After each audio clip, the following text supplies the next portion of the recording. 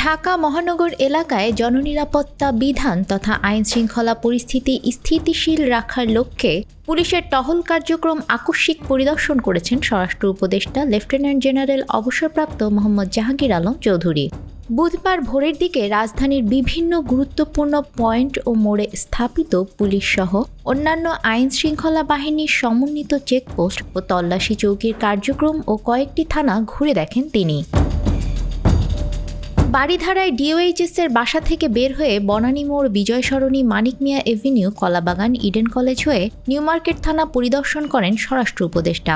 পরবর্তী সময়ে new market থানা থেকে শাহবাগ মোড়, মৎস্য ভবন, মগবাজার, হাতিরঝিল, পুলিশ প্লাজা হয়ে গুলশান থানা ঘুরে দেখেন তিনি। পরিদর্শন শেষে গুলশান থানা থেকে ইউনাইটেড হাসপাতাল হয়ে বারিধারার বাসায় ফিরে যান।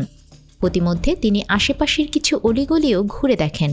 পরিদর্শনকালে উপদেষ্টা থানা ও চেকপোস্টে দায়িত্বরত আইনশৃঙ্খলা বাহিনীর সদস্যদের সঙ্গে কথা বলেন ও তাদেরকে প্রয়োজনীয় দিক নির্দেশনা দেন।